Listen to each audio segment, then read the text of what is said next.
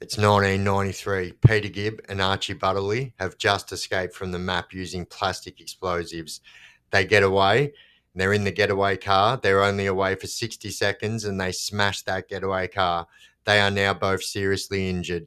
They get out of that getaway car and see a man on a motorbike. They rip that man off the motorbike. They get on the motorbike. And then next thing you know, bang, bang, they're getting shot at by the police. So one of them gets off, turns around and bang, bang, bang, shoots the police, gets on the bike and rides away. All I have in this world is my balls and my word, and I don't break them for no one. Do you understand?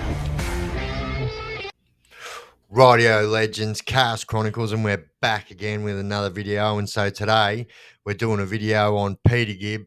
So Peter Gibb very famously escaped from the MAP, the Melbourne Assessment Prison, in 1993 with the help of a guard. But before we get into it, as always, if you haven't already subscribed, jump down there, shoot me a subscription if you're enjoying my content. And if you smash that bell icon, you'll never miss any of my content again on whatever device you're watching me on. You will get a notification. We also have a memberships available, and so we also have a Discord now, and so that is connected to my profile. And then also we have tips available now, which is connected to my profile. A lot of people asked me to add that on there, so that's the reason I added that on there. All right, so Peter Gibb. Who is Peter Gibb? So he was pretty well known in the Melbourne underworld scene as an armed robber, and really until like this incident, what we're going to be talking about today, he wasn't really a known person. Like, although he was known to be an armed robber and, was known to, put in work on the outside, but he wasn't like somebody that roamed around with like criminal gangs, like from Underbelly or whatnot. But this event 100% shot him into like criminal superstardom. Peter Gibb was, I suppose, just best described as a long-term career criminal. Peter's a bit of a wacko, Peter Gibb, and still is for that matter. And so very famously in 1991, Peter Gibb was locked up for an armoured car hold-up on Valentine's Day in 1991. And so he was locked up for that and he received a 12-year sentence. And so this was when the MAP was first built, and so it was believed to be the state of the art, the best prison in the state. And so a lot of people, a lot of armed robbers and their like used to go to this prison because it was considered to be, the most security and had the most security out of any prisons in the state at the time. And so particularly on this time, he was at that prison for I think around 12 months and had started a relationship with one of the prison guards that worked there, Heather Parker. And so they were very famously caught early on, but nevertheless, it still did happen. And so this is what aided in their escape. But he had a relationship with Heather Parker before the escape, and this is what made them able to, get the things that they needed to be able to escape. All I could think of the future was Peter and I together. That's all I thought of. But even hardened criminals have a softer side. His was 28-year-old mother of two, prison officer Heather Parker, whose marriage was on the rocks. Well, at first I didn't notice him. I mean, a prisoner's a prisoner, that kind of thing. And it wasn't long before Heather and Peter were in a full-blown relationship. And it also wasn't too much longer than that everyone else knew that they were in a full-blown relationship. Back in 1992, a fellow prison officer found that the door to a linen closet in the remand centre was locked. When the closet was finally opened, a red-faced Heather Parker came out first, followed by Peter Gibb. They crossed the line, so to speak. I found the right man. It's just unfortunate circumstances around us have made it very difficult. So what they actually did, which proved to be a very, very grave mistake, was they moved Heather Parker from the map to the corrections head office in Melbourne, where she got access to any file she needed to get her hands on, like the inner workings of the map, in which she was relaying this information through Archie Butterley. So enter Archie Butterley. So Archie Butterley was also a very well-known armed robber and criminal in and around Melbourne, and was a pretty violent mofo as well. And although at this time he was a little bit older than Peter Gibb was 38. I believe that he was in his 50s. But anyway, so that's what Archie Butterley was used for. He was used to relay messages back and forth from Heather to Peter Gibb. And so they ultimately were planning their escape. And so they were able to do this with the help of Heather Parker, who was aiding them the whole way. She showed them the inner workings of the map. She told them about other officers' shifts that they were working.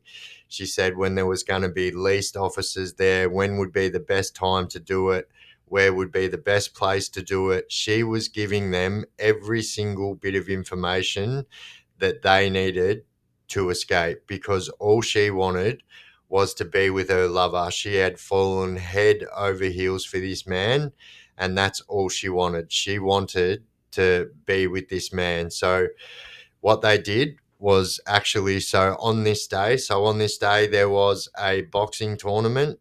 And so if you have a look at the video that I posted yesterday where I was speaking about the map, in the thumbnail of that you'll see there's a boxing ring in the middle of the thumbnail. So that's the old boxing ring at the map, and so they used to have boxing fights there and blah blah blah. But anyway, on this day there was a boxing match going on, and so it's believed that they smuggled in the C4. So they escaped using C4. So it's believed that they smuggled in the C4 in the shape of a mouth guard, in a mouth guard container. But I can tell you right now that that's not what happened. So they actually smuggled the C4 in some batteries. And so the batteries were full of C4. And so still now to this day, you can get CD players, and obviously if you want to use your CD player without a plug, you're going to need batteries. So you can have batteries, and back then it was a lot different. You could get so much stuff sent in rather than paying for it. And so this is what had happened. He got batteries sent in that were full of C4, and then on this day they walked up to the unit window, which at this time and still to this day, a lot of those windows at the map don't have bars on them like the windows that they escaped from do now. But at this time, they didn't have bars on them. They were just the bulletproof plexiglass. And so what he did, he went up and he put the explosives on the window, like it's like blue tack. So he just puttied it around the window and then put the primer into it, and then what he actually did was put a mop bucket over it, and then let the primer go, and then boom. So it was the explosion was that big, it actually blew them back, and it blew the screws really close by back as well. But it gave them enough time. It threw everyone off the loud explosion, and the window was down. They kicked the rest of the glass out with their feet, and then they grabbed the bed sheets that they had saved and plaited together to make a rope, and then they used that rope to escape down the wall. And then very close by, Heather Parker had placed a car with a gun inside that car. And then so they get into that car, and then it's only about 60 seconds later, they're speeding off and they have an accident. And it actually hurts both of them, and they have to both get out of the car, and then they see somebody on a motorbike, and so bang, next thing you know, they're chucking this guy off the motorbike, and they're jumping on the motorbike, and they're trying to get away. And then so a police officer was actually very close by and seen this happen, first of all, he got his baton out, and then next thing you know, he started shooting. One of them jumps off the motorbike and then shoots the police officer 3 times. He goes down and they take off. Next thing I saw a police car come racing up the road here, and the guy got his baton out and went running up to the guys on the bike. One guy hopped off the bike, turned around and shot him a few times. Then we've got a report of a member down. We've had a member shot. So like I said, before they could speed off on that motorbike, they get off, bang, bang, bang, and they put 3 bullets in that police officer's chest. And so now what they do is they run over and they get in the police car and they take off. They leave the police officer on the ground dying, and they take off in the police car. The other policeman dived for cover and returned fire, but the 2 prisoners managed to escape in the police car. Police believe one of the men is injured, possibly shot. So now, as you can imagine, they are bloody desperate. So they are going to try as quick as they can to get to Heather. That's where they think the safety is. But the truth is, they are now escaped prisoners and they are now police shooters. So they are wanted by the whole state of Victoria for shooting at police, which is never, ever, ever a good idea. And as you could probably imagine, they had the whole force after them. 30 detectives have taken part in raids on homes of known accomplices across Melbourne, but so far there have been no confirmed sightings of the 2 escapees. Once again, I can only urge the public not to approach under any circumstances. So now they've got to try and dump the police car and meet up with Heather without anyone seeing, which is probably going to be one of the hardest things they can do, considering they are considered Australia's most wanted right now. They've just escaped from prison and they've just shot police. So they are absolutely on every single TV all around the country.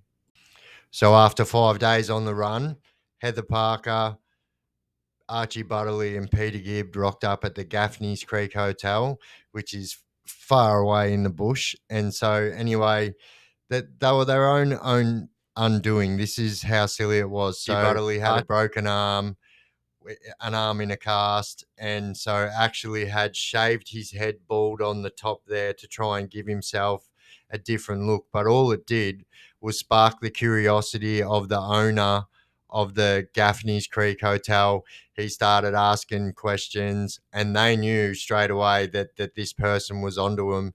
So what they did was they actually burnt the Gaffney's Creek Hotel to the ground and then took off and hid for the bush.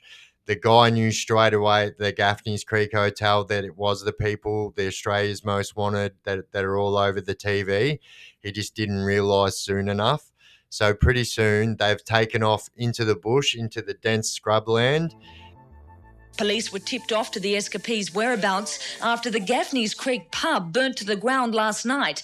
The escapees had checked into the hotel. And so the owner of the Gaffney's Creek Hotel pointed the police in the direction where they went.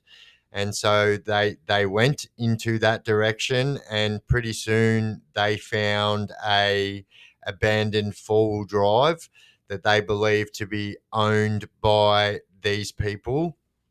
And then pretty soon they could hear noises. And so like there's literally a whole SWAT team forming in on these people and they're trying to hide.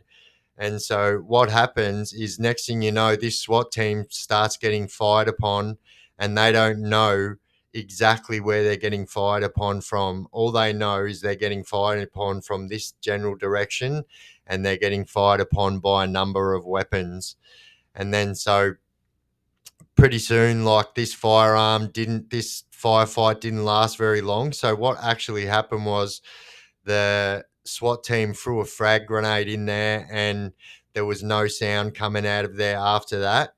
But what they had found is that there was Archie Butterley lying there with a bullet hole and he was absolutely 100% brown bread. But what's crazy about this is the autopsy results later on prove that Archie Butterley was actually killed by the same gun that Peter Gibb was using to shoot at the police with. So it's believed that he was shot at by the police, and that's why he was wearing the cast. And so he was literally dying from septicemia. He had all these infections, couldn't go to the doctors, couldn't go to the hospital because they were Australia's most wanted. They were in the middle of a firefight. So it's actually believed, the SWAT team believe, that Archie Butterley was going to be a hindrance to them. So they literally just went off and put him out of his misery. And that was the end of Archie Butterley right there. A couple of more stun grenades were thrown into his position, or they're close to it, and there was nothing. So we slowly approached and found him dead. But I mean, it wasn't to be. Heather Parker and Peter Gibb were caught very, very shortly after, like minutes after. And so were both arrested and both charged with attempted murder. And so Peter Gibb received 8 years and Heather only received 5. But here's what's really crazy. So the original charge, what Peter Gibb was in prison for in the first place, the armed robbery of the armoured van. So those charges were dropped, which means he was actually let out of prison 6 months before Heather was. And so they actually went on to live a pretty happy life and went on to live in Frankston, I believe, and they had 2 children. And unfortunately, Peter Gibb passed away in 2011. But yeah, 100% just crazy like antics, and like the screw being in on it the whole time. And you know, these are things you hear about all the time, like screws fall in love with crooks so often. And I mean, obviously they don't aid their escapes like this one, but I've been getting asked to do a Peter Gibb and Archie Butterley one, so there we go. I hope I've done it a little bit of justice for you guys. And you got anyone else you'd like me to do a video on, as always, chuck it down there in the comment section of this video and I will do my utmost best to get around to it. If you haven't already subscribed, guys, jump down there, shoot me a subscription. That'd be absolutely appreciated. I have been the Chaos Chronicles. You guys have been absolutely awesome. Don't do drugs and crime and you won't end up in prison and have to escape. The Chaos Chronicles, where the darkness thrives. True tales of